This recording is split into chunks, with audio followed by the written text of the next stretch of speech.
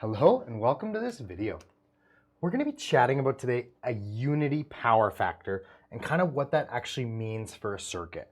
Now we're talking about more so in a parallel single phase RLC circuit, or we're talking about in a three-phase circuit, and that the application of this concept is the same in both parallel single phase RLC or in a three-phase circuit talking about line current. So if you're looking for a series unity power factor, we'd call that a resonance circuit, or it's operating in resonance. And I have a video about that, and you can check that out as well. And that's pretty much the exact opposite of this. So here we're talking about a parallel unity power factor circuit. Now, what do I mean a power factor of unity? A unity power factor means the power factor equals 1.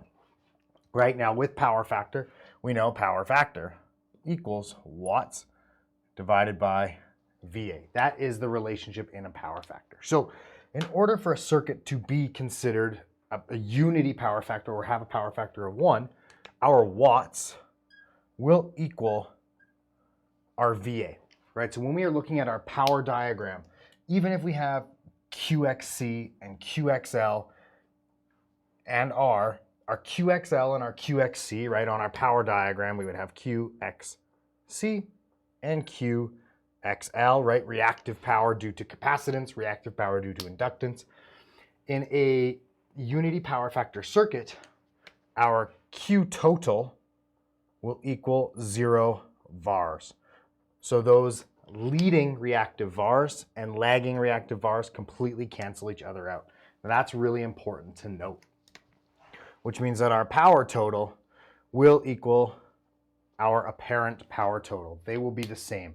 If we were to actually draw a power triangle, it would just be P and S like that. Okay, so I'm in this unity power factor circuit. My S equals my P, my apparent power equals my true power, my reactive power equals 0 VARs. Now, what that would mean in the circuit is that all of the applied voltage and the applied current, my apparent power, into the circuit is doing work, is turning into watts. That's about as good as a circuit can get. There is no energy storing and returning to the circuit like we see with our VARs. So what we can say from that is we can say that our S, or our apparent power, is at a minimum, right? It's the minimum that the apparent power will be in that circuit. Now, the biggest thing here, the most important thing, is that our current is at a minimum in that circuit, right? And the reason I know that is because in order to calculate current, I go S equals E times I. In order to calculate current, I go S divided by E equals I. We're not changing the applied voltage of the circuit. So when I go S divided by E, if my S is at a minimum, my current is at a minimum. Now that's the biggest thing. When I'm at a unity power factor, it's at a minimum. Now what comes in there is power factor correction. That's what power factor correction is all about. Power factor correction is all about getting that S to be a minimum, to only have watts in the circuit as my total active power doing the work. Now, one thing here is if my I, my current, is at a minimum. In order for current to be at a minimum, my Z must be at a maximum. That's the only way I want you to think about these circuits. I always want you, you're an electrician, I want you to think about current. Our jobs, in theory, everything we do on these videos is all about current.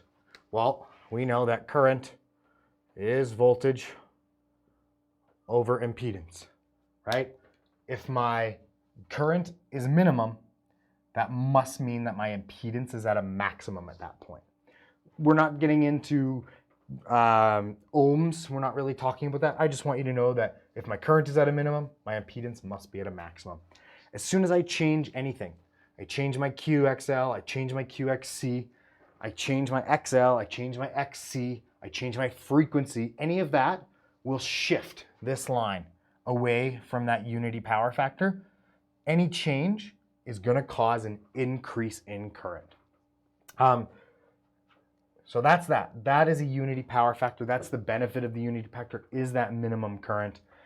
these important things to do with this topic, you should remember. So I do appreciate you watching this video. Thank you very much. I hope you learned something. Check out a bunch of my other videos on power factor correction and single phase and three phase calculations, which I'll link in the description below. Thank you so much for watching. Have a great day.